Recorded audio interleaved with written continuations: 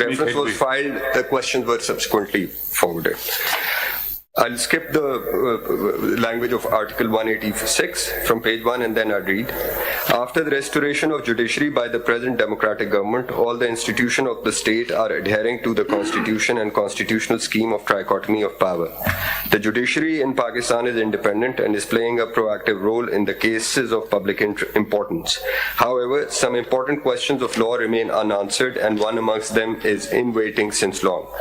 This is the case of Zulfikar Ali Bhutto, reported as PLD 1979, Supreme Court, page 38, decided in Criminal Appeals number 11, 12 and 13 of 1978, who is the founder of the Constitution of Pakistan, first elected Prime Minister of the country, leader of the Third World, Prime Minister of Non-Aligned Movement, founder of the Islamic Bloc, who took the initiative of introducing nuclear technology in the Muslim world.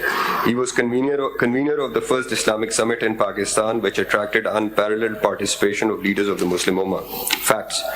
In pursuance of wide-range conspiracy, Shahid Zulfikar Ali Bhutto was challened by the Federal Investigation Agency maliciously to face trial for offences under Section 120B, 302, read with Section 109 and 301, and Section 307, read with Section 109 PPC. The trial was conducted by the Lahore High Court in a highly objectionable manner, and he was judicially murdered. I, as the President of the Islamic Republic of Pakistan, in order to uphold the dignity of the court, supremacy of the Constitution and law, feel constrained to refer a few questions of law which are of paramount public importance and remain yet to be finally determined and answered by the Supreme Court of Pakistan. 1.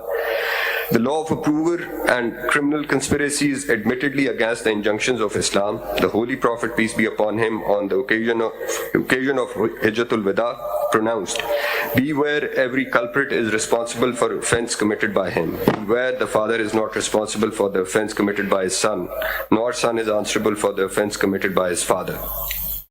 Admittedly, absence of the accused from the scene of occurrence could not at all constitute personal liability. 2. Earlier, no accused had been convicted and sentenced to death solely on the testimony of an approver. The Honorable Supreme Court of Pakistan has again disapproved the testimony of an approver in the case of Mian Muhammad Nawaz Sharif versus State, PLD 2009, Supreme Court 814, and the law continues to be volatile. The testimony of the approver fails to satisfy both the tests in that he is neither reliable nor his testimony is corroborated in material particulars. 3. Intricate questions of public importance are involved in the matter. None is above accountability in Islam, and more so a qazi. Determination of the question of accountability, or at least a correction of error, amounts to introspective accountability. The democratic system of a country is dependent on the functioning of political parties. Leaders of political parties are repository of public trust and confidence. Their iconic image is an inspirational and motivational force for the followers. In the case of Shahid Zulfikar Ali Bhutto, this goes without saying that he was the leader who inspired generations. His charismatic leadership remains a role model for the toiling millions of Pakistan and the Third World, and his appeal for downtrodden is transcending through an annals of history. His totally illegal death sentence and his execution at the hand of tyrant dictators with the help of hand-picked judges is a black spot on the democratic face of Pakistan. 4.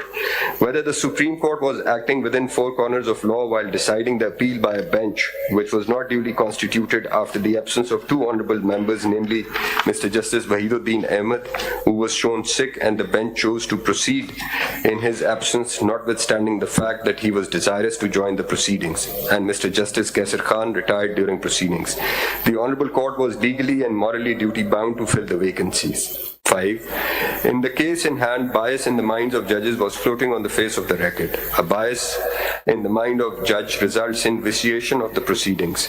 In the celebrated judgment reported as Asif Ali Zardari and another versus the state, PLD 2001, Supreme Court 568, while dilating upon bias, the Honorable Apex Court held as follows, as under C.